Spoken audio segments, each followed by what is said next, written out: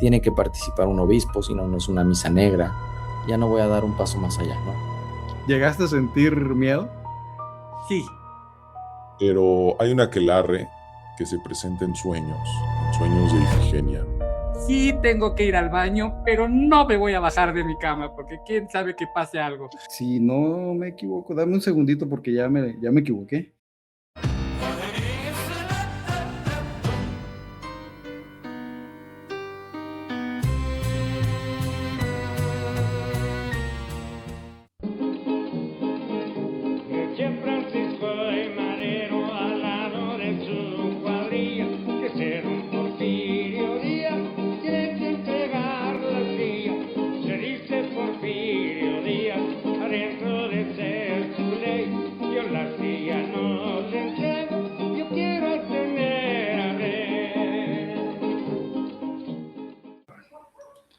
Muy bien, estamos grabando Enigma Sonoro, episodio México Esotérico.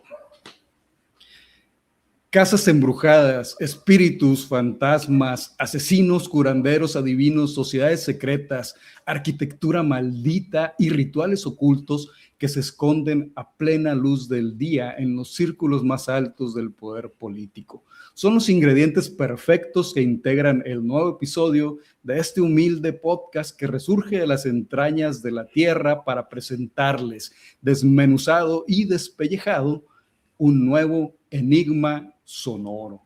Y para ponerle el glutamato a este arroz chino auditivo, el terror del Estado de México, mi compañero Julio. Ay, qué buena presentación me haces. Bueno, pues bienvenidos a este nuevo episodio de Enigma Sonoro. La verdad es que el día de hoy nos encontramos todos de manteles largos porque tenemos un invitado muy, muy especial. Él es doctor en filosofía, especializado en filosofía mexicana, catedrático universitario, pero muy popularmente conocido como el filósofo José de TikTok. José Manuel Cuellar, bienvenido a este episodio de Enigma Sonoro. Muchísimas gracias, César, Julio. Pues yo muy contento de estar aquí y además hablar de temas que me apasionan y de asomarnos a este lado oculto, nunca mejor dicho, a este lado enigmático de la filosofía mexicana y también. Hola, hola. Como que se pasma un poquitito. Ajá. Ajá. Sí, me congelé. Sí, de la filosofía mexicana, ¿no? Dale. De la filosofía y de la historia mexicana. Vamos a levantar esos velos. Muy bien, pues mira, estamos nosotros muy contentos de recibirte en este espacio y bueno, que tenemos mucho interés por saber por qué tenemos esa atracción los mexicanos por este lado misterioso y oculto. Que quisiéramos que nos platicaras un poco sobre eso, tú que te has especializado en estos temas. Sí, pero creen que solo los mexicanos. Yo digo que algo es algo muy humano, ¿no? Y además de todas las épocas siempre está esta fascinación por lo oculto, lo misterio, por aquello que se resiste a la explicación, ¿no? A la explicación científica. Siempre hemos sentido fascinación por este mundo nocturno, este mundo onírico. Es una inquietud, estoy de acuerdo, universal, y mi primera pregunta hacia ti sería, ¿seguimos siendo un México esotérico o hemos mutado o solamente le hemos cambiado el nombre a las cosas? Pues sí, yo digo que seguimos siendo un México esotérico. A ver, ¿ustedes cómo entienden esta palabra de esotérico? Que suena muy rimbombante, pero ¿qué es lo esotérico? Lo inmaterial, bueno, yo lo interpreto como lo inmaterial, lo intangible, muchas veces lo inexplicable por lo mismo. Eso es lo que yo creo. Creo que tiene que ver con lo oculto, con una conexión también con aquello que no conocemos, ¿no? Exacto, yo sí lo entiendo, ¿no? Lo esotérico se opone a lo exotérico. Exotérico es aquello que se puede verbalizar, aquello que se puede mostrar, aquello que se puede decir, mientras que lo esotérico es aquello que por su propia naturaleza no se puede pronunciar, es lo inefable, lo que tiene que permanecer secreto por su propia naturaleza. De modo que siempre este doble aspecto de la vida pues ha recorrido toda la historia de las civilizaciones y desde luego México esotérico sigue siendo. Bien, José Manuel, mi primera pregunta hacia ti, en este aspecto al menos, es si antes de la llegada de los europeos, de los españoles, había algún equivalente al esoterismo en México. Vamos, sé que académicamente no se le podría llamar así, pero tú ya nos acabas de comentar que es universal y que seguramente habría algo que no se llamaba esoterismo, pero era algo parecido, al menos. Bueno, sí, por supuesto, en el mundo náhuatl estoy pensando, por ejemplo, en el Mictlán, en estos 9 travesaños o 9 pruebas que tenían que superar las personas una vez muertas cuando morían de muerte ordinaria. La primera era atravesar un río con un perro, un famoso perro Xoloitzcuintle. Después tenían que atravesar varios montes, pero con un perfecto ritmo porque los montes chocaban entre sí. Entonces, desde luego que esta cosmovisión náhuatl lo sigue permeando, o recordemos que en el mundo náhuatl las encrucijadas eran los lugares más sagrados, pero eran también lugares de incertidumbre, eran lugares ambiguos, eran lugares de renovación cósmica. O las bifurcaciones, que no es lo mismo una encrucijada, que es un lugar geográfico que te insta a tomar una decisión, que las bifurcaciones, que es cuando un camino recto se separa, se vuelve dos.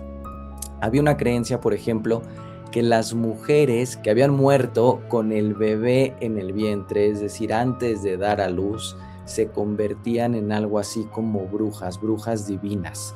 Y estas cihueteteo rondaban en las bifurcaciones en ciertas épocas del año. Y no solamente rondaban en las bifurcaciones, sino que incitaban a los hombres a cometer adulterio y también se robaban a los niños y esparcían enfermedades entre las mujeres. Digamos que este es un antecedente náhuatl de nuestras brujas mexicanas. Caray. O sea que esa tragedia de una muerte materno fetal se convertía finalmente en una figura de poder, podríamos decirlo así. Adquiría poderes ambivalentes. Sí, en los códices se les representa con instrumentos de tejer en un puño porque eran de alguna manera tejedoras que no habían logrado tejer nada, o a veces se les representa con un 100 pies saliendo de su boca porque el 100 pies era un glifo que representaba la suciedad. Entonces sí, por supuesto que son figuras ambivalentes, son figuras admiradas, pero son figuras también temibles. Son mujeres que no pasaron después de dar a luz por el ritual de purificación y de baño, del famoso temazcal por el que pasaban las mujeres. Entonces, por supuesto que ya hay un antecedente directo y también lo encontraremos a lo largo de la Nueva España, la infiltración de literatura hermética, es decir, esta literatura de supuesto origen egipcio que se adjudica a Hermes Trismegistos o a Hermes 3 veces grande, que en realidad es una serie de doctrinas neoplatónicas que llegan, de alguna manera se cuelan a los conventos de la Nueva España. Y cuando hablo de los conventos de la Nueva España estoy pensando en una figura principalísima que es Sor Juana Inés de la Cruz. Sabemos que la poesía de Sor Juana Inés de la Cruz está sembrada de símbolos herméticos, de toda esta tradición literaria neoplatónica egipcia prohibida.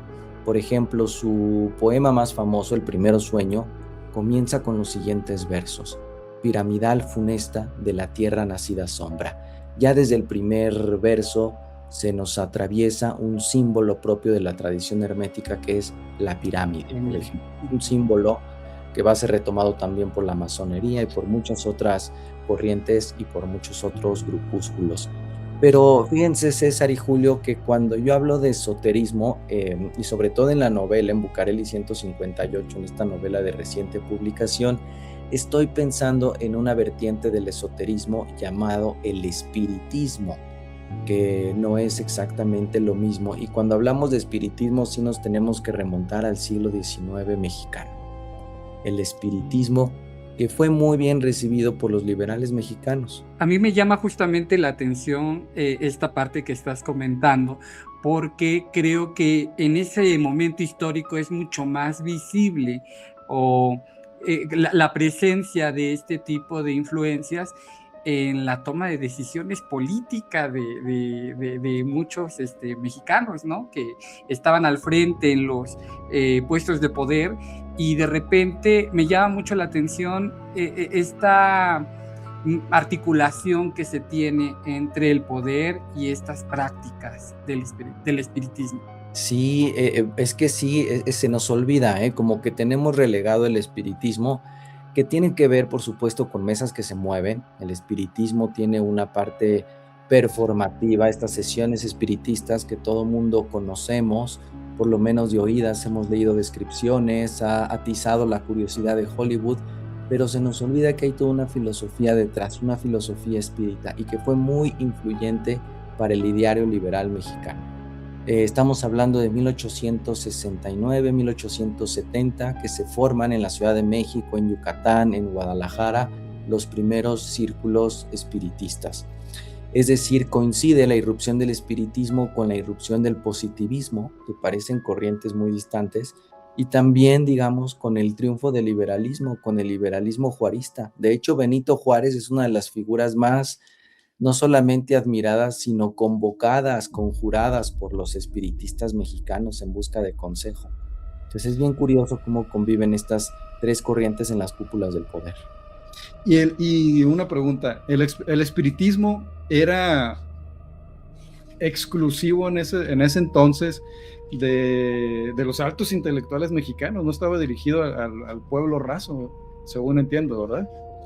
No, o sea, el espiritismo llega a través de la élite, ¿no? Llega a través de la élite liberal mexicana, pero el espiritismo tiene una vocación pedagógica. Entonces el espiritismo sí busca permear, sí busca, digamos, adoctrinar a todo el resto de la población, y por eso se crearon periódicos como la Ilustración Espírita aquí en la Ciudad de México, o La Ley del Amor en Yucatán, La Luz de México, en fin, se crean varios periódicos con el fin de divulgar, pero digamos que sí, es algo que se introduce en las cúpulas políticas y que poco a poco se pretende esparcir, y por eso hay en México un espiritismo más popular, no este espiritismo enraizado en una filosofía.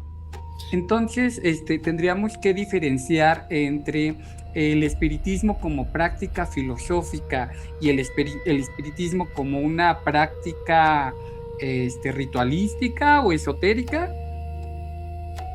Pues van de la mano, ¿no? Son dos lados de una misma moneda, es decir, parte central del espiritismo son las sesiones espiritistas.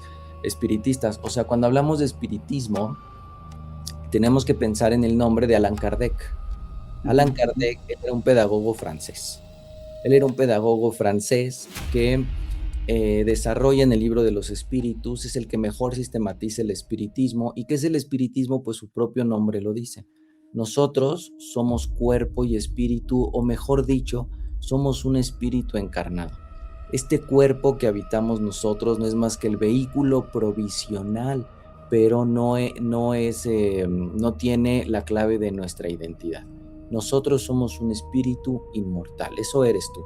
Y no solamente eso, sino hay otra tesis central que es transversal a muchísimas corrientes y a muchísimas mitologías, que es la metempsicosis o la reencarnación del alma. Este espíritu inmortal va reencarnándose, por eso ellos no hablaban de muerte, sino más bien simplemente cesa de existir tu cuerpo terrenal, pero vas a volver a vivir, vas a volver a tener otro cuerpo. Y no solamente eso, no es un dualismo así grosero, sino que también plantea puentes comunicantes entre el plano de los espíritus y el plano material, entre el más acá y el más allá. Esas son como las tesis del espiritismo. Como un dialogismo permanente. Sí, por supuesto. Sí. Y por ejemplo, ahorita que mencionabas a Sor Juana, me llamó la atención, ¿no? Bueno, la reconocemos la mayoría como una de las grandes poetisas de nuestra historia, pero en cuanto a ese significado oculto, esa simbología de sus poemas, ¿a quién iba realmente dirigido?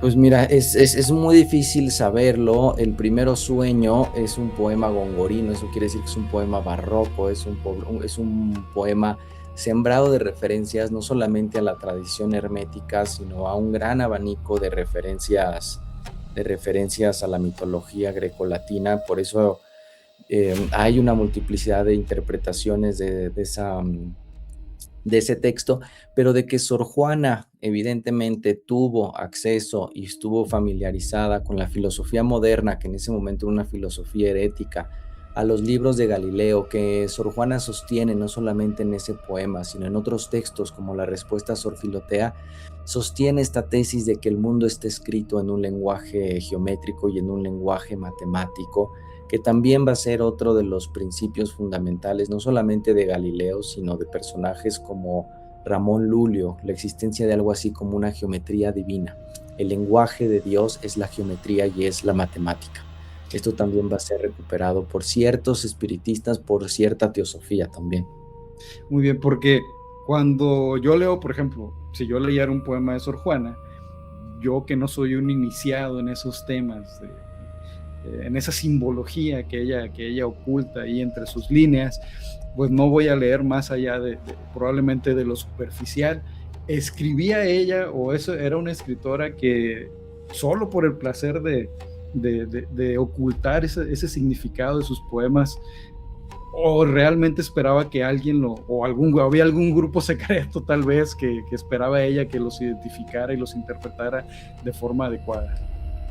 No lo sabemos. Pues, Sor Juana dice que ella todo lo que escribió lo escribió por encargo, que solamente hubo un poema en toda su vida que lo escribió por placer, y es precisamente El Primero Sueño. Con lo cual, César, esta pregunta que hace se mantiene en pie. ¿Para quién escribió El Primero Sueño? La respuesta de Sor Juana era para sí. Es el único poema que ella escribió para sí, que no escribió para nadie. Y bueno, creo que me voy a saltar un poco, pero en cuanto a tu libro de Bucareli 158, bueno, ¿nos quisieras contar tú primero algo de eso antes de iniciar yo con preguntas? Sí, por supuesto. Mira, pues es una novela que acabo de sacar, que además salió en el sello Tusquets, es un sello muy prestigioso, con lo cual me siento muy honrado.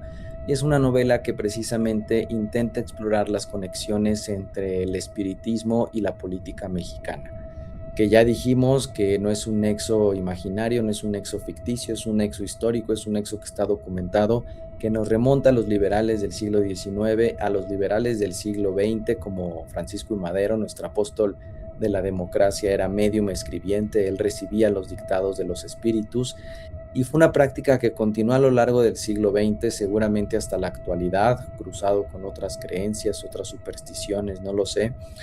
Y mi novela comienza el 24 de agosto de 2013. Y es en esa fecha en la que una mujer, Ifigenia, todo esto está basado en una nota de la prensa roja. Ifigenia, que es una mujer que trabaja en una casona de Bucareli, de ahí el título Bucareli 158, hace referencia a una dirección de Bucareli, que en verdad existe. Bueno, pues ahí Bucareli, Ifigenia va a trabajar esta casona, este palacio semiderruido, semiabandonado, únicamente habitado por una mujer, una anciana, muy misteriosa, que se llama la señora Madero, Eulalia Madero. Y Eulalia Madero tiene una personalidad un poco contrastante, porque puede ser muy tierna, puede ser muy afable, puede ser muy cariñosa, y al minuto siguiente puede ser muy cruel, puede ser muy déspota e incluso violenta. Ifigenia, este día 24 de agosto de 2013, descubre en el yeso de la pared un objeto extraño. Descubre un algodón, y dentro de este algodón se percibe algo duro, y esto algo duro resulta ser un diente humano. Entonces imagínate, César, imagínate, Julio, el horror de Ifigenia, y es en ese momento en el que la casa deja de ser una simple casa abandonada para convertirse en algo así como una máquina narrativa. Nos va abriendo sus habitaciones, nos va revelando sus secretos, y van apareciendo espectralmente personajes como el monstruo de Tacuba, como una actriz de los 60, esto también está inspirado en la nota roja, que mutiló literalmente al hombre más poderoso de México en ese momento. Son historias de sesiones espiritistas en Palacio Nacional, son historias de misas negras, y todas estas historias convergen siempre en la señora Madero y en Bucareli 158. Hasta el punto, conforme avanza la novela, el personaje, la señora Madero, comienza a confundirse con la casona. Entonces ya no sabes si es la casa o si es la señora Madero la que está relatando todas estas historias. Entonces vamos del 2013 a los años 60, vamos descubriendo qué ocurrió en Bucareli 158, qué sigue ocurriendo y qué va a estar dispuesta a hacer Ifigenia, esta señora que trabaja para la señora Madero, qué está dispuesta a hacer para proteger a su familia. ¿Cómo ves, César? ¿Te enganché o no? Por supuesto. Bueno, dame un segundo, Julieta. Es que mira, cada vez que habla José, tengo más y más preguntas. Claro, No lo voy a soltar, te voy a dar tu tiempo. Sí, sí me enganchaste, sobre todo porque soy un amante de la literatura y del cine del terror, ¿no? Mi pregunta ¿es realmente Ifigenia el personaje principal de tu novela o no? Hay varios personajes principales. El principalísimo, por supuesto, es la casona misma. Bucareli 158 no solamente es un sitio geográfico, es una entidad viva, es una entidad palpitante, es una entidad que tiene sus propias manías, que incluso respira y que tiene sus propios ritmos. Todos los personajes son huéspedes de esta casona. Perfecto. Y ya la última, antes para dejar hablar a mi compañero aquí de episodio, que no lo he dejado hablar, se le debe de estar quemando ahí los labios. Lo de la señora Madero, ¿es casualidad o es un homenaje a nuestro antiguo presidente? Es un homenaje a nuestro apóstol de la democracia, por supuesto. No, nada de casualidades, Nada entonces. es casualidad. Bucareli 158 nada es casualidad. Perfecto. Fíjate que a mí me llama poderosamente la atención. Yo tuve la oportunidad de estudiar con la doctora Merling en la Universidad de Guadalajara y ella tiene una idea que a mí me parece sumamente poderosa y realmente bella, que habla del entorno construido. Y el entorno construido es un concepto que ella trae de la antropología arquitectónica para decir cómo aquello que nos rodea nos significa, nos produce y al mismo tiempo nosotros lo producimos, ¿no? Se distingue de la categoría de espacio, de la categoría de lugar. Entonces, de hecho, la palabra entorno como tal, pues la introduce, digamos, en el lenguaje de la antropología arquitectónica y todo esto. Y me llama poderosamente la atención porque creo que si hay que explicar esta noción que es tan compleja del entorno construido, tendríamos que remitirnos a tu novela, ¿no? Porque justamente esta simbiosis que platicas muy bien de en qué momento el espacio nos comunica, pero nosotros también al mismo tiempo somos producidos por ese despliegue del espacio y cómo hay esta relación dialógica que todo el tiempo está gestándose, no nada más en Bucareli, sino en todos los espacios que nos rodean, pero creo que se entiende muy bien a partir de este pensamiento. Quisiera saber cómo es tu encuentro, cómo te comunica Bucareli, cómo llegas a esta casa y a que sea tu fuente de inspiración para poder desarrollar toda esta historia. No conocía esta expresión y esta herramienta. ¿Cómo se llama, Julio? ¿Nos la repite? Entorno construido. Ajá. El Entorno entorno construido. construido. Bueno, sí, pues sí, coincido contigo en que es una expresión muy sugerente, porque desde luego que los espacios no solamente son un plano neutral, sino que de alguna manera nos vamos co-constituyendo junto con los espacios que habitamos. Ahí, poco a poco se va forjando nuestra identidad. Y también es así, no sé si les ha pasado, César, Julio, que entras a un lugar y luego sientes las vibras, ¿no? Y dices, ay, qué mala vibra, qué buena vibra. Hay lugares que de entrada te parecen hospitalarios, acogedores, no sabes si es la disposición de los muebles o qué, o la luz, no sé. Pero por supuesto que estas energías son algo más que una superstición, ahí están y uno las percibe. Y ese fue el caso de Bucareli 158. Y de Bucareli en general, Bucareli es una calle hermosa y cargada, si no es que sobrecargada de historia. Bucareli fue un paseo muy elegante que se fundó en 1778 por el virrey de Bucareli. Era uno de los ramblas, de los bulevares más bonitos de esa época. Estamos hablando ya de finales de la colonia, donde los criollos novohispanos, de nueva cuenta estamos hablando de la clase alta mexicana, lucía sus carruajes, lucía sus vestidos, intercambiaba miradas. Un poco ese era el objetivo de la calle de Bucareli. Y la calle de Bucareli pues está también llena de historias. Allí está el complejo habitacional Mascota, ¿no?, que lo hizo la industria tabacalera. En su esquina se dice que Ramón López Velarde escribió La Suave Patria, que es como nuestro segundo himno nacional. Ahí también en una esquina está la cantina La Rambla, o lo que queda de la cantina La Rambla, donde se reunían los políticos, donde se reunían los intelectuales. ¿Qué no se habrá hablado en esa cantina? Más adelante, el reloj chino de Bucareli, que ha sido testigo de mil cosas. Ha visto pasar el tranvía, ha visto pasar los coches y ahora los ruidosos camiones, y ahí también está la Secretaría de Gobernación, que fíjense que todas las secretarías han cambiado de sede a lo largo de la historia, excepto la Secretaría de Gobernación, ahí sigue, en el Palacio de Cobián, en Bucareli. Es un lugar de encuentro entre la casta política y la aristocracia mexicana, por supuesto. El Café La Habana, más adelante está el Café La Habana, todavía existe. Ahí nada más y menos que se reunió Ernesto Che Guevara con Fidel Castro a planear la Revolución Cubana. O sea, vean toda la energía que está en la calle de Bucareli, o más allá si nos vamos a la Rotonda del Caballito, donde está la fuente de Manuel Felgueres, la famosa esquina de la Información, donde está el Universal, está el Excelsior, que también fueron escenarios clave durante el movimiento estudiantil del 68, de la represión a la libertad de expresión. Pues bueno, es una calle que a mí me gusta recorrer, y una casa en especial que me llamó la atención, Bucareli 158, y que por azares del destino, por allá de 2012, 2013 precisamente, yo estaría atestiguando de cerca su proceso de remodelación. No sé si han remodelado algún espacio, seguramente sí, pero hasta cuando remodelas tu casa, ¿no? Hasta cuando quieres escombrar tu biblioteca, comienzan a salir los fantasmas del pasado. Tira los libros que ya no quiere, que le recuerdan a cierta etapa, uno se queda con otros, los libros que eran de tus abuelos, etcétera.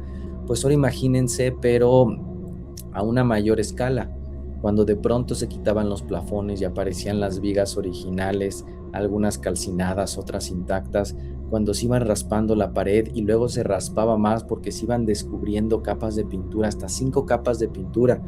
Cada capa de pintura seguramente era una generación, una vida familiar.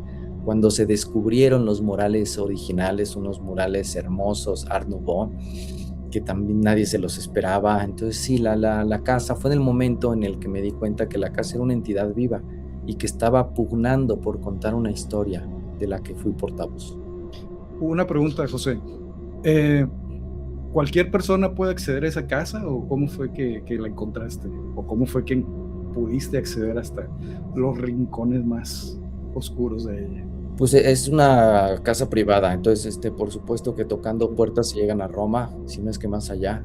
Entonces a mí me gusta pensar que fue en salones como estos, que fue entre 4 paredes, donde se tomaron no pocas decisiones, y un poco la novela es una invitación a asomarnos por esas hendiduras, a atestiguar estas sesiones espiritistas, no solamente atestiguarlas, sino que el propio lector se sienta partícipe de una de estas sesiones espiritistas, de una de estas misas negras, porque la novela también toca ese otro punto muy escabroso de la política mexicana.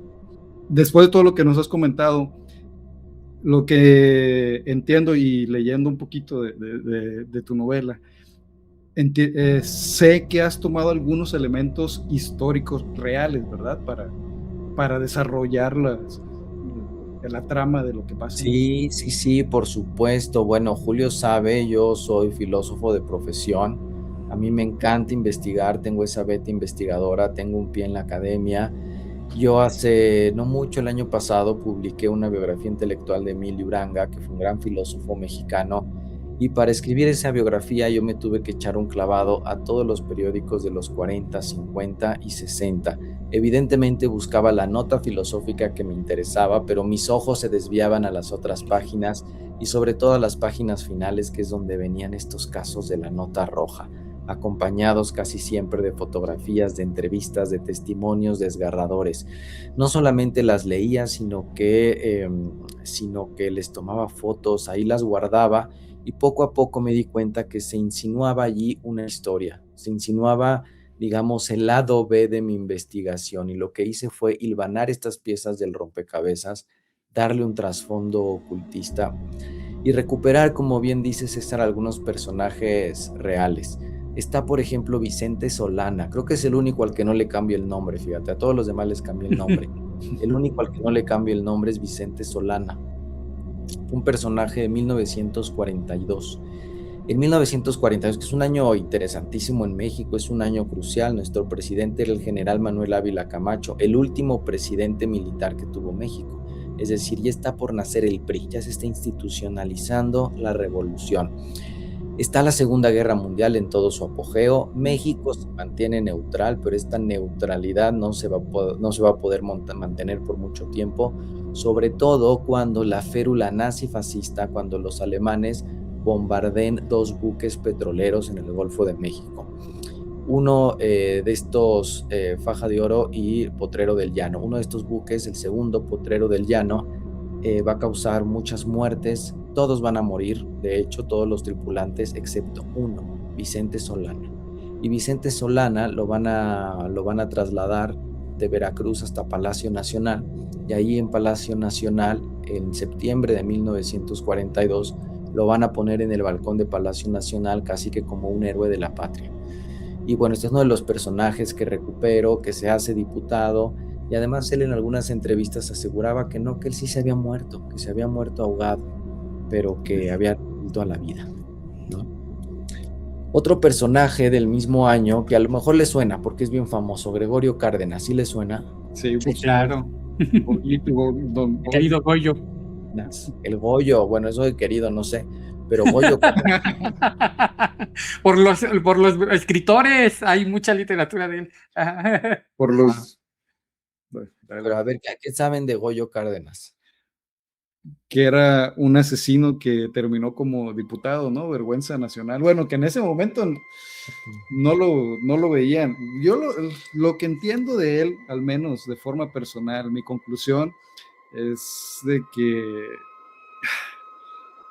fue una vergüenza, pero al estilo de la política mexicana, pues trataron de utilizar esa influencia que tenía ese señor y apuntalarlo, ¿no? Como para ganancias políticas y pocos escrúpulos que tenían los señores de esta época. Eso es lo que yo creo. Yo creo que siempre es ahí están las dos lecturas, ¿no? También a mí me fascina más como personaje porque creo que es intrigante el despliegue de cualidades, de capacidades y de seducción, evidentemente, que llega a generar para poder moverse en la manera que lo hizo, ¿no? Digo, no estamos justificando absolutamente nada, pero creo que es fascinante conocer cuáles son los elementos que lo llevan a posicionarse de la manera en que lo logró. Sí. Perdón, adelante. No, tú dime, César. ¿No será un poco de bristofilia eso, Julio, de estarse enamorando de los asesinos seriales? Porque yo no digo que no fuera un tipo inteligente, pero hasta donde yo sé, no era nada excepcional. Era una persona con un nivel universitario que, vamos, en aquellos tiempos decir ingeniero, licenciado, pues era no cualquiera, porque el acceso a la educación pues era más complejo. Pero yo veo más que él fue utilizado como un instrumento de los políticos mexicanos para decir, miren, un criminal se puede reformar y puede llegar hasta ser diputado, lo cual no, yo creo que era más lo que le ponían a él de mérito que lo que realmente era, porque pues era un criminal y un asesino. Bueno, esa es mi visión, yo lo sé que puede haber diferencias. A ver, No sé, José, a ver, ilústranos, por favor, José. Yo también lo veo así. Digo, lo primero que llama la atención de Gregorio Cárdenas es esto que dijo Julio. Tiene una personalidad seductora, fue un personaje muy seductor para la prensa. Y todos los periodistas lo entrevistaron y uno queda fascinado, incluso pasadas las décadas, con estas entrevistas que ofrecía Goyo Cárdenas, que eran una mezcla de brillantez, de erudición y de carisma. Pero también esto que dice César es muy cierto, estamos ante un fenómeno que no es el único, sino que después lo veremos con bastante frecuencia, incluso en la actualidad, un fenómeno de politización de un caso sensacionalista. Pues para entender un poco el impacto de Gregorio Cárdenas, hay que entender qué estaba pasando en 1942, que como dice César, era un momento climático para los universitarios. Digamos que de alguna manera no solamente se institucionalizaba la Revolución Mexicana, sino que con eso también se daba a entender que el futuro de México estaba en manos de los universitarios. Irrumpen los universitarios como agentes de la historia de México. Y en medio de este ánimo festivo aparece el contraejemplo, que es Gregorio Cárdenas, como si el sistema educativo que también genera monstruos, ¿no? que va a contrapelo, digamos, de la propaganda oficial de ese momento, donde veías en los periódicos y te decían, estudia, haz patria, cosas así. Es decir, se creía que México participaría en la Segunda Guerra Mundial, no enviando soldados, sino produciendo más y tecnificando a los mexicanos, y para poder ayudar a los países aliados. Entonces, de pronto, en este discurso optimista, en este discurso que daba las riendas del país a los universitarios, irrumpe Gregorio Cárdenas, un brillante estudiante de química, alguien que estudiaba que escuchaba Schubert, que leía a Thomas Mann, y de pronto comete una serie de asesinatos. Él mataba mujeres en la Alameda, y la última mujer a la que asesina es precisamente a su novia, y las enterraba en el patio de su casa. Y es escalofriante leer las entrevistas, porque comienzan a subir el tono de las declaraciones. Llega a decir que él inyectaba no sé qué toxina en las glándulas suprarrenales de sus víctimas, de los cadáveres, y que gracias a esto que les inyectaba les devolvía la vida momentáneamente.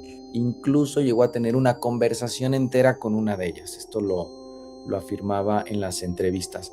Pues él se fue a la cárcel, a otro lugar muy famoso de México, que es la cárcel de Lecumberri, y ahí se reformó, como bien dice César, ¿no? Entonces sirvió también para que el gobierno mexicano mostrara la eficacia de su nuevo sistema penitenciario.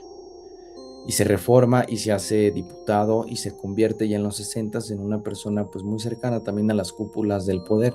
Es un personaje que yo aquí recupero, le pongo el nombre de Eusebio Cárdenas, no lo hago estudiante de química sino de medicina, que se acordarán dónde estaba la antigua Facultad de Medicina de la Universidad Nacional, en el Palacio de la Inquisición, en la Plaza de Santo Domingo, allí.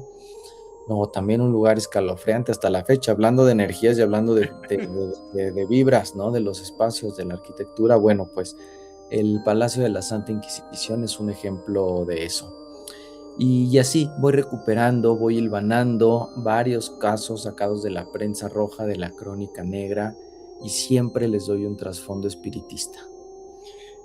Y también mencionas a otro personaje, un médico, ¿verdad? En tu libro, Nicolás.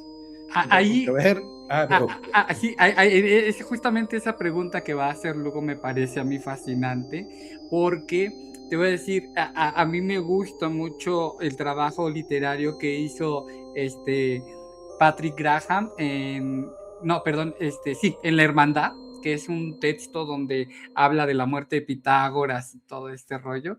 Y de repente el poder viajar a través del texto a épocas y a momentos tan lejanos y verlos también retratados es impresionante. Pero a mí me impacta justamente el viaje al que tú nos llevas, José Manuel, con este personaje que está preguntando César ahorita, porque nos habla de un México que no conocemos, que nos está negado, porque pareciera que a partir de la independencia viene toda esta construcción de lo que somos como mexicanos, ¿no? Pero justamente ese personaje es mucho más antiguo a ese proceso, ¿no? Parece que hay una etapa de la historia de México de la que no se habla, que es justamente el periodo novohispano, o también la Inquisición, y que aquí también hubo Inquisición, y que de pronto pues lo traes del más allá para platicarnos de esto aquí en tu libro. Sí, fíjate, Julio, bueno, tú que leíste la novela, te cuento un poco cómo estuvo el proceso de escritura, porque esa historia no estaba, o no estaba mencionado Nicolás de Rocabertí, ¿no? Cuando Ifigenia en 2013 acude a la casa de la señora Madero, se encuentra con que la señora Madero solamente habita la planta baja, habita unas cuantas dependencias de la casa, las otras habitaciones están tapiadas, y al segundo y el tercer nivel absolutamente ya nadie sube. De alguna manera la señora Madero ya abandonó su propia casa, ¿no? Ya la está condenado a la propia ruina, pero se escuchan toses y se escuchan zancadas del piso superior, y la señora Madero, con este humor corrosivo que la caracteriza, se refiere a estas zancadas para espantar a Ifigenia como el huésped, y habla continuamente de un huésped, de otro habitante. Aquí es un homenaje obviamente a cuentos como El huésped de Amparo Dávila, como Casa tomada de Julio Cortázar, porque yo quería recuperar esta sensación de que hay una presencia, de que hay una fuerza apoderándose de tu ámbito doméstico, de tu ámbito más íntimo, de tu lugar seguro, pero es una fuerza que no sabes dónde está, es una fuerza a la que no le puedes poner nombre, a la que no le puedes poner rostro. Estoy pensando también en estos cuentos como Cefalea se llama, también de Julio Cortázar, o este cuento, no recuerdo, de Juan José Arriola, que creo que es Las Mancuspias. Hay unos animales, hay imaginarios, o la migala de Juan José Arriola, que es como una araña, uno se imagina como una araña súper venenosa que está habitando la casa donde habita el protagonista. Pues bueno, yo cuando releí el borrador de la novela me di cuenta que quería saber un poco más de quién era este huésped, quién era Nicolás de Rocabertí, ¿no? ¿Cuál es esta presencia del pasado remoto que este Eusebio Cárdenas intenta invocar, intenta dilucidar? Y es cuando agregué toda esta otra capa, toda esta otra línea temporal. También me basé no en uno, sino en varios personajes reales que existieron, particularmente un médico y un teólogo del siglo XVII de origen catalán, que viene aquí a la Ciudad de México y que tiene, convocado además por la virreina, se convierte en un amigo muy cercano de la virreina, también en un personaje muy cercano de Juan de Palafox y Mendoza, el fundador de la Biblioteca Palafoxiana, y él al parecer escribe una serie de tratados aquí en la Nueva España, donde de nueva cuenta se ve la influencia de la literatura hermética, de la alquimia, de la geometría divina, de toda esta filosofía natural que de alguna manera estaba prohibida o que la iglesia miraba con suspicacia. Y en estos tratados se contenía un ritual llamado el velo de oro, y fue por culpa de estos textos que se le inicia un juicio en el Tribunal de la Santa Inquisición y es sentenciado a la hoguera, es quemado ahí en el quemadero de San Diego. Y entonces es toda esta línea que recupero y que me sirve también para hablar de personajes reales como estos filósofos que ya mencioné. Hubo un místico alemán también ocultista, Jacob Bohm. Bueno, todos estos yo los recupero, de modo que esto me permitió unir mi beta más filosófica e investigadora con ya la invención literaria. Cuéntame algo de tu novela, José. ¿Qué podemos esperar en ella? ¿Vamos a encontrar sangre, tripas, personas desmembradas? ¿Qué? No hay sangre o no es el principal elemento, no hay tripas, no hay de estos sustos repentinos. Me interesa crear una atmósfera, sobre todo, es decir, es una experiencia de inmersión. Me gusta que el lector se sienta dentro de una atmósfera ominosa, siniestra, en la que todo puede pasar. Mi objetivo era que el lector sintiese en cada página que los contornos de la realidad están desdibujándose, inducir incluso en algunos pasajes una especie de trance en el lector, de modo que ya no sabe si las palabras salen de la garganta de la señora Madero, están escurriendo, supurando de las paredes. Y también hay mucho de terror histórico, ¿no? Darle de alguna manera raíz histórica a estas presencias de Bucareli 158. Pero no es gore, o sea, no es como Cliff Barker en estas cosas, no. Perfecto. Me recuerda mucho tu descripción, perdón por las comparaciones, pero a la famosa escritora Shirley Jackson con su novela de La maldición de Silent Hill, donde, como tú me comentabas, no sé si tengas tengas a ella o a algún otro escritor de Casas Embrujadas como referencias literarias. Me interesaría saber. Bueno, yo soy fan de Silent Hill, por cierto. O sea, me encanta Silent Hill. Pero estaba pensando más bien en El Orla de Maupassant. Guy de Maupassant, que es un escritor francés buenísimo. Otra vuelta de tuerca de Henry James. Esa historia es más conocida porque además se adaptó como Los Inocentes, me parece que en los años 60, y después se hizo una adaptación de Los Inocentes que se llama Los Otros, con esta, ¿cómo se llama? No, buenísimo, sí, Nicole Kidman. Con Nicole Kidman. Nicole Kidman, por supuesto. Todo esto viene de la tradición gótica de Casonas Embrujadas. Literatura mexicana de terror, por supuesto, Aura de Carlos Fuentes. Es una novelita muy pequeña, pero muy densa, muy bonita. donde se van dislocando los planos temporales, donde ya no sabes si estás en el presente y en el pasado, y el eje vertebral pues es una bruja. La casa de Adela, de Mariana Enríquez, toda la narrativa de Mariana Enríquez, de Bernardo Esquinca, esta cosa medio investigadora, esta fascinación por los cultos secretos, por las sociedades secretas que hay en algunos relatos de Jorge Luis Borges. Bueno, por ahí yo creo que también hay algunos guiños. Ya, ya, nada más una fe de ratas que dije yo de Silent Hill. No, Shirley Jackson escribió la novela, es La maldición de Hill House. Hasta Ah, echaron unas. Sí, sí, me bueno, equivoqué. la película es buenísima, por supuesto. La original, la primerita creo que es de los 50, no recuerdo. Luego Ajá. se han hecho varios remakes. Unnatural, if you like. I came to Hill House to find the key to another world. Assisting me in this exploration of the unknown was Eleanor, Nell, who could look back into the past. ¿No? Y el libro está genial porque lo leí, de hecho, el año pasado, a finales del año pasado, y releí Aura hace un par de meses también. Ah, buenísimo. Pero en Hill House, a mí lo que me llamó la atención, yo no había leído anteriormente a Shirley Jackson, pero me llamó la atención de que efectivamente, como tú dices, genera una atmósfera donde ya no sabes dónde se separa lo real de lo onírico, y no sabes si la protagonista está soñando, está inventando, o realmente hay una maldición. Y me pareció, por eso me atreví a hacer la comparación con tu novela, me pareció muy en la línea de lo que tú estabas diciendo. Sí, absolutamente, totalmente. Blackwood, Edgar Allan Poe, sí. Ajá, con los sauces también se me figura mucho lo que tú dices, donde el ambiente es lo que pesa, ¿no? Exacto. Y justamente es lo que logra la novela de Bucareli 158, ¿no?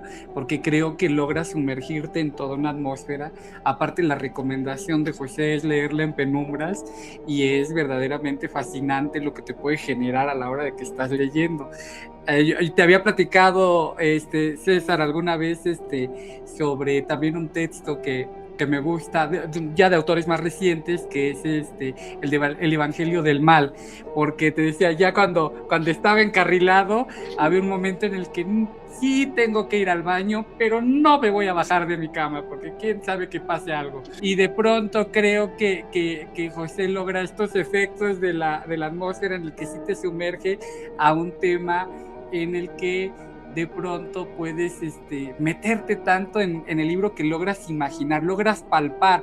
A mí algo que me gusta mucho de este trabajo que hace es justamente cómo puede especular en una nota roja del pasado, reconstruir las formas, los entornos, y traértelos casi con textura al presente para dárselos al lector. A mí ese trabajo me parece maravilloso, y sí quisiera preguntarlo, José, ¿cómo lo haces? ¿Cuál es tu proceso creativo, en el sentido de cómo logras retratar también? Porque no solamente es ahorita que se presta para construir ficción o una novela, lo tienes incluso cuando escribes filosofía. He tenido la posibilidad de leer tus libros de filosofía, y tienen el mismo efecto, de ahí que incluso estés haciendo un llamado o estés atrayendo a lectores que no son filósofos, ¿no? Que venimos de otras profesiones, pero que nos llama la atención tu trabajo por esa velocidad que tienes en la narración, y por esa capacidad de reconstruir mundos para traerlos al lector. Ujú. Oye, Julio, pero entonces sí te la leíste de noche. Sí, porque sí. Tan miedoso que eres, pinche. Luego te voy a contar algunas historias que nos han pasado aquí en el podcast, ahorita al final. Sí, es un podcast embrujado también. Este, sí, bueno, Julio es un gran y generoso lector. También conoce mi otro rostro, mi otra faceta, que es la de la filosofía. Pero sí, Julio, lo que dices para mí es clave. O sea, lo que más valioso que te da un lector pues, es su tiempo, y uno tiene que ser ameno, y uno tiene que retribuirle. Incluso si estás hablando de la filosofía en principio más elevada, oscura, hablando de cosas esotéricas, secretas, veces los filósofos pecamos de esotéricos, de que nadie nos entiende y nadie nos tiene que entender. Bueno, yo soy enemigo de eso. La filosofía tiene que ser amable, entretenida y muy narrativa, casi casi que colinda con la literatura. Por eso es que no es que haya hecho un brinco de la no ficción a la ficción, sino que para mí es un tránsito de alguna manera natural, como tú lo planteas, Julio. Y el proceso creativo también es muy liberador, porque cuando tú estás escribiendo una novela, que diga un ensayo de filosofía, pues tienes que mantenerte de alguna manera riguroso, no puedes soltar aseveraciones temerarias, todo tiene que estar fundamentado en algún artículo, en algún libro, no puede salir nada de tu ronco pecho. No es así con la novela te permite ser de alguna manera más caótico, salirte de la raya, por decir así, y eso fue lo que me gustó, porque tenía estas notas de la prensa roja y yo las sí fui hilvanando, pero no en un orden cronológico estricto, ¿no? Como tengo que hacer en mis investigaciones filosóficas. Me dejé llevar, fue una especie como de juego, y eso me gustó mucho. José Manuel, sin especificar, en tu libro de Bucareli, ¿hay alguna experiencia personal que hayas plasmado? Sí, yo creo que muchas, es inevitable, ¿no?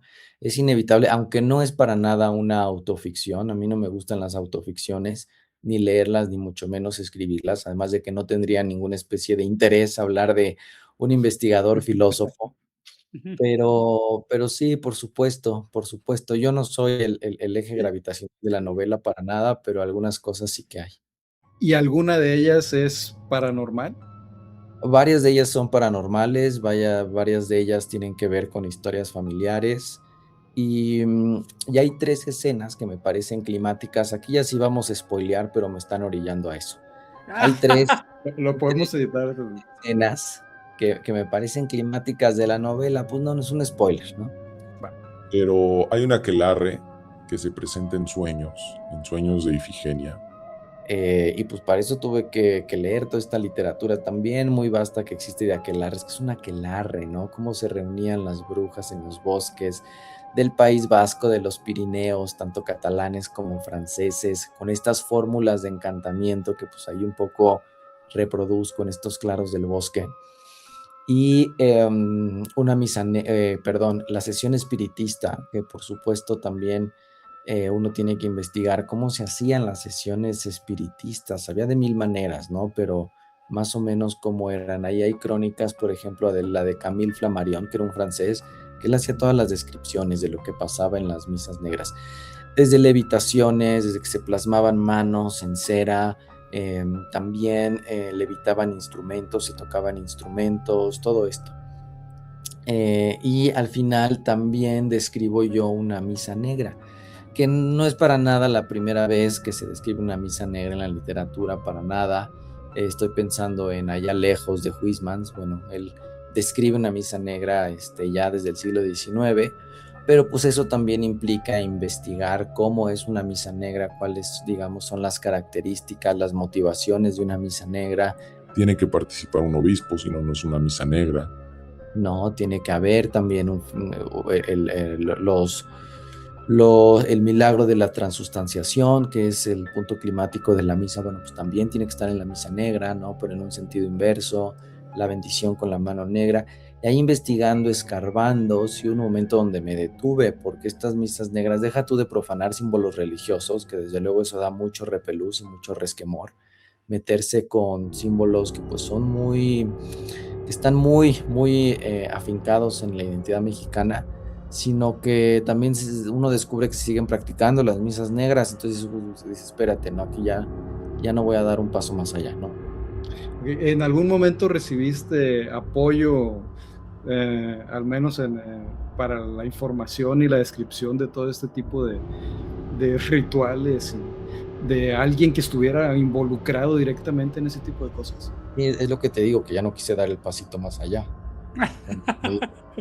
Sí había misas negras y que se practicaban, y dónde se practicaban. No, pues ya no, ¿verdad? Hasta allí. Ya. Bueno, José Manuel hizo la invitación para el lanzamiento de su libro y aseguró que íbamos a ser parte de un ritual, ¿verdad? De invocación. La verdad es que primero tuve un poco de miedo porque me dijo, te quiero más darquetón, porque yo siempre voy de pipa y guante, ¿no? Y al ver que yo era el único, dije, no vaya a ser que el ritual sea conmigo, ¿no? Porque a lo mejor por eso me quería más darquetón, para decir, es ese, no es cierto.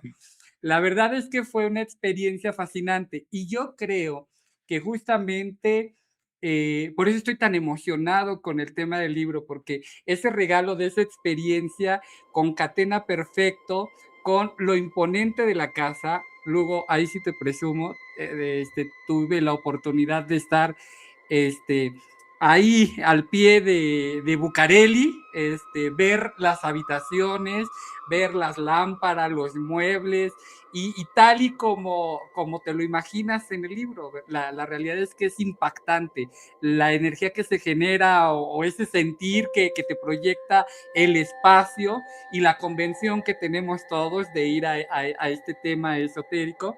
Y realmente me pareció fascinante, fue una gran experiencia. Creo que ahí también hay una beta económica interesante. Entonces tú eres uno de los pocos privilegiados que al momento de estar leyendo de la novela tienes las imágenes reales plasmadas en tu cabeza y no las que imaginamos todos cuando leemos, ¿no? Por supuesto, narro aquí un poco lo que me hizo sentir porque no quisiera dar detalles porque creo que es un trabajo muy bien logrado, pero parte de ese trabajo bien logrado es tener esta relación con el libro y de pronto esta experiencia concreta con el espacio que comunica tantas cosas. A mí de verdad me pareció una experiencia alucinante. Yo salí feliz, me llovió en el camino y ya sabes, los trayectos y todo, pero yo venía súper contento porque sí es un regalo para rompe con toda la monotonía, rompe con lo que pensamos que íbamos a encontrarnos también en un lanzamiento oficial, y te hace sentir, ¿no? Y parte, yo creo que de este ejercicio tan bonito que es la escritura, que es el compartir ideas, es justamente llegar a emocionar. Imagínate escribir y que no emociones, ¿no? Yo creo que esto está muy bien logrado y pues fue muy, muy padre la experiencia, muy bonita. Oye, Julio, te agradezco enormidades. Hay que presumirle a César cómo estuvo. Es Ok. que fíjense que yo quería hacer no solamente una presentación del libro, sino una ceremonia literaria muy en sintonía con la novela. De modo que el jueves pasado, que fue 25 de junio, Bucareli 158 volvió a abrir sus puertas y a mí me interesaba que los lectores cruzaran el umbral de Bucareli 158 a ver qué percibían, a ver qué sentían. Y lo primero que te encontrabas, porque estás en la casa de la señora Madero, de modo que lo primero que te encontrabas era un retrato de la señora Madero con algunas otras fotos que espero, Julio, las hayas visto, unas fotos que ya tenían cierta aura de malignidad. Bueno, platiqué con una muy querida amiga que también es una súper escritora y estamos muy en sintonía, fíjate.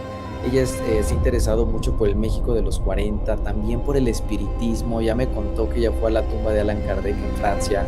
O sea, no sé por qué de estas afinidades que hay en la vida se alinean los astros, qué sé yo. Y ya estuve platicando con Norma Lazo y después subimos a la parte alta de la casona, que es lo que yo en la novela describo como la galería. Y ahí, a puertas cerradas, vivimos una sesión espiritista.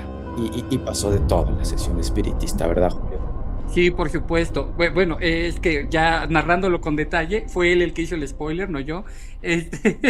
Bueno, pues primero es imponente. Entras a la casa, te recibe con toda su majestuosidad, ves las plantas colgar y luego recuerdas el texto y te puedes imaginar cómo lo describe José Manuel, pero ya estando en el espacio, por supuesto que es maravilloso, ¿no? Recorrer las escaleras también es toda una aventura, porque las escaleras son preciosas, pero además hay por ahí algunos personajes que andan rondando por las escaleras, ¿no?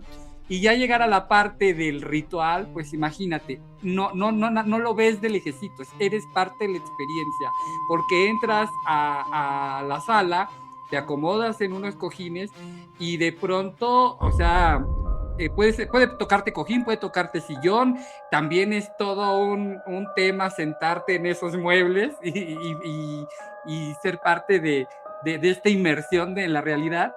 y luego ocurre el ritual. Y el ritual pues lo estás escuchando, pero también de pronto te sorprende lo que puedes ver. La capacidad histriónica que ves ahí no la tiene cualquier actor, ¿no? Realmente hay un momento en el que sí dudas si tienen truco de dónde se apagan los actores, porque hacen cosas que son impactantes. Eso es lo que te iba a preguntar, si hubo algo de ilusionismo involucrado.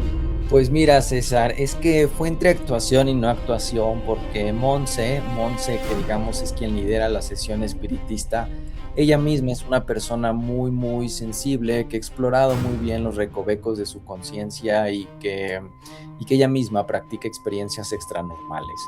Entonces, que de alguna manera ella se dejaba llevar por la sesión espiritista. Y este histrionismo que dice Julio, pues es que iba más allá del histrionismo, ¿no? No estaba ejecutando un guión.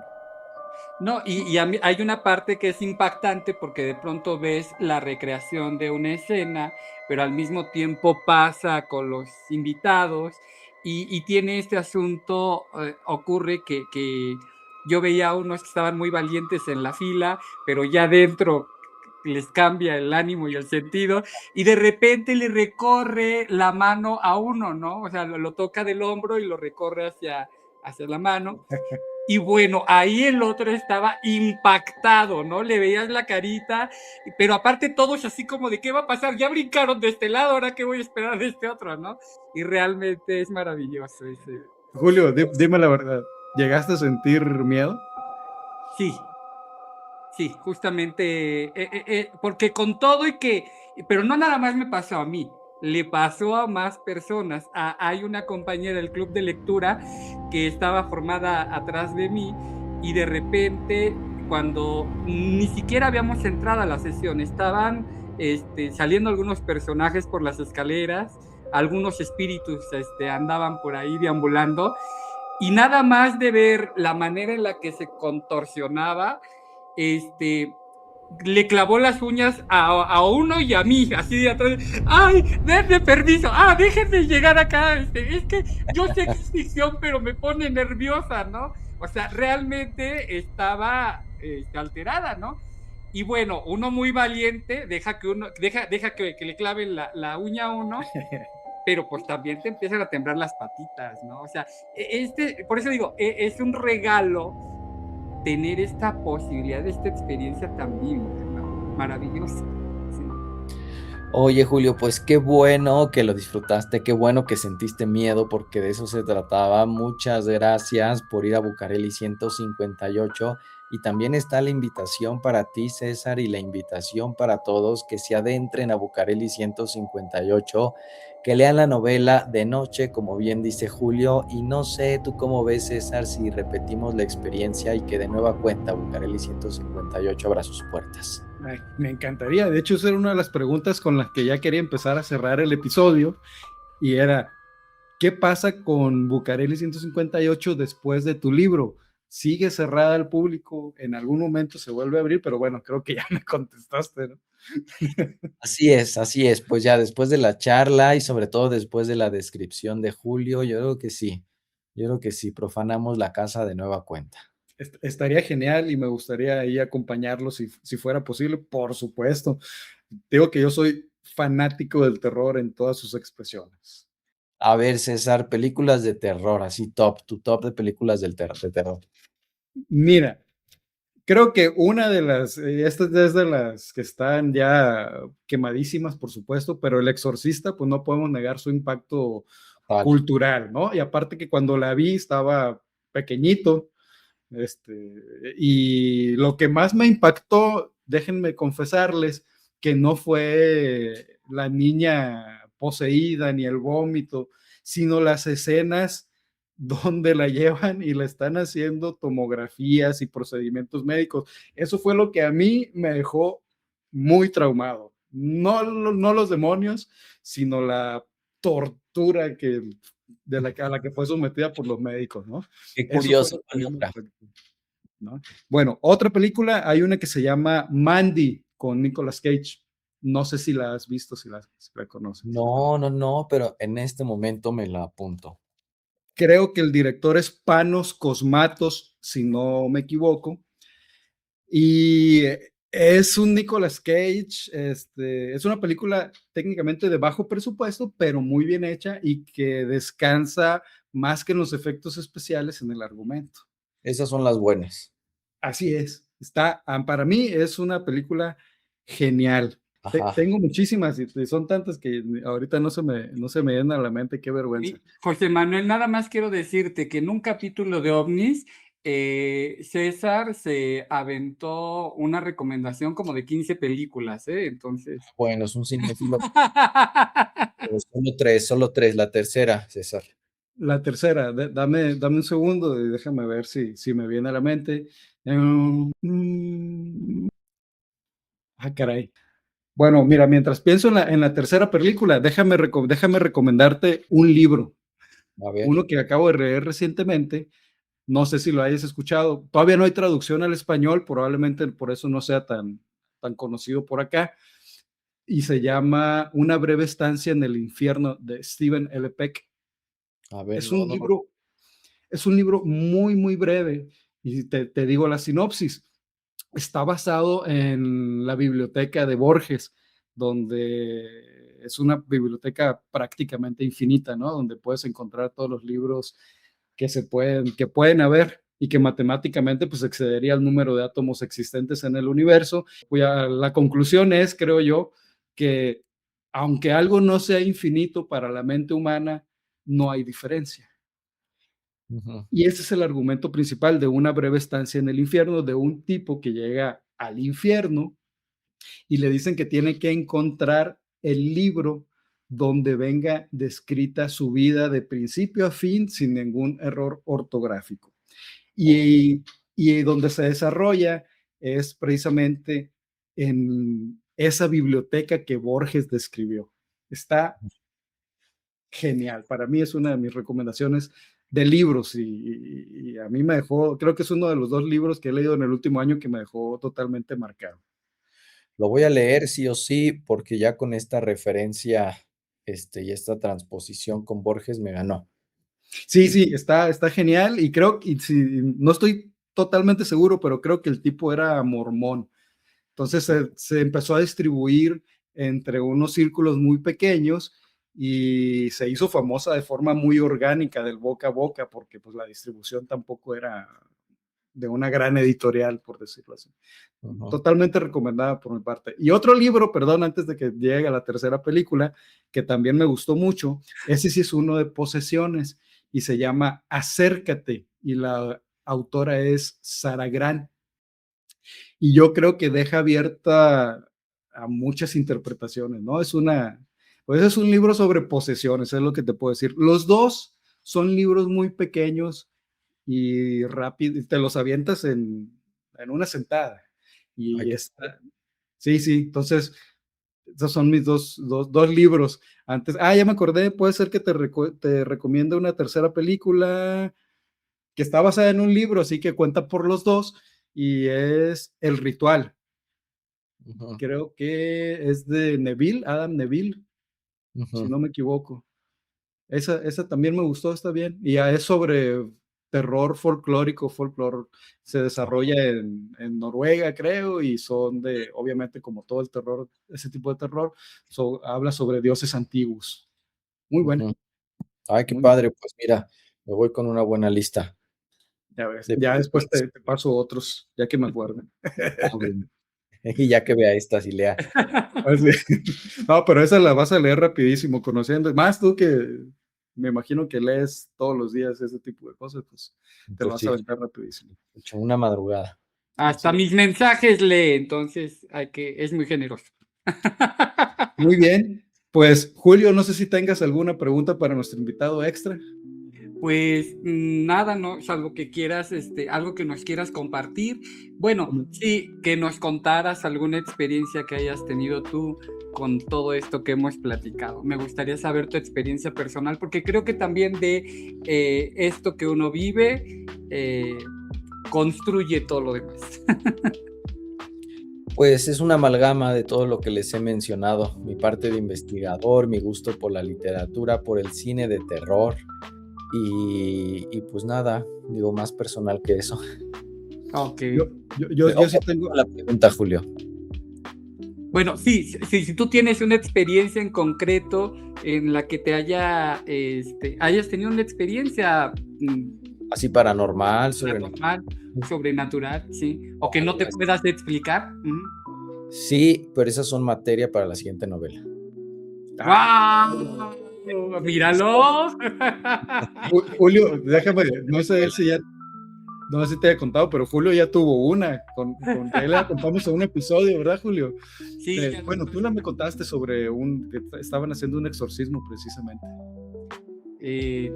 Hay una ¿verdad? muy buena sobre un exorcismo, pero esa también se la voy a contar en privado porque el personaje es importante. Pero bueno, hay una que nos pasó aquí en un episodio sobre exorcismos. Apagamos la computadora, apago la computadora, me voy a mi recámara y de ratito escucho que están hablando y me impacto porque vivimos solo, bajo corriendo y resulta que la computadora está encendida reproduciendo uno de los episodios de Enigma Sonoro, justamente. Imagínate. Sí. Es justo. Estuvo muy bueno eso. Muy terrible. De hecho, le hablé a Lugo a esa hora de la madrugada. ¿Sabes qué está pasando esto? ¡Auxilio! Sí. Bueno, José, yo para terminar sí tengo una pregunta. Tu novela tiene simbología, según lo que... Sí. Hay algo de simbología. ¿Esta simbología se desvela al lector común o como Sor Juana Inés de la Cruz se queda ahí para los ya iniciados en el tema? No, por supuesto que se dan muchas respuestas dentro de la novela, otros cabos no quedan deliberadamente sueltos porque una novela de misterio se nutre del misterio, ¿no? Claro. Entonces no todo se puede revelar ni de golpe, ni siquiera al final, pero sí, hablando de la simbología, otras de las decisiones que tomé a último momento fue incluir una ilustración que está en la página 198. ¿A ti qué te pareció esa ilustración, Julio, cuando llegaste a esa página? Es un plano astrológico que en medio tiene el signo de Saturno. Y lo decidí incluir a último momento. Creo que ganaba un poco la narrativa. Me gustaría que, nos lo compartieras tú. No la vaya yo a regar. Aquí está. Sí. Aquí está el plano astrológico. ¿Eso es Saturno? Sí, es el signo de Saturno. Esa H que parece una hoz, que parece una cruz, es el signo de Saturno. Okay. Entonces vamos a dejarle a los lectores que desentrañen el misterio de cómo encaja este símbolo en tu novela, ¿verdad? Así es, ¿qué tiene que ver ahora Saturno con todo lo que hemos hablado? Bueno, pues eso se revela poco a poco en la novela. Así que investiguen el significado de Saturno en todo lo que hay. Me imagino que debe ser mucha literatura. Pero bien. Y tengan cerca un diccionario, porque ese José también es generoso en vocabulario y nos ayuda mucho ahora que estamos perdiendo tanto léxico. Así es. Muy bien. Pues bueno, yo quisiera agradecer a nuestro invitado el honor de haber estado en este humilde podcast, ¿no? que ahí va, a veces mejor, a veces peor, pero ha sido todo un suceso tener a alguien de ese calibre y sobre todo que nos explique y que nos muestre su obra literaria. Julio. No, hombre, muchísimas gracias, César, Julio. Espero que cuenten otra vez conmigo, que me tengan en su radar. Y pues nada, seguimos en contacto y nos vemos en Bucareli 158. Muchas gracias, José Manuel, por tu tiempo y aquí estamos apoyando. Vayan y compren el libro. Hasta luego. Gracias, muchas gracias a los dos. Pues nos vemos, padrísimo, muchísimas gracias. Y pues ahí quedo pendiente. Me escriben cuando salga. Vale, sí. Hasta luego a todos. Cuídate, abrazo. Bye.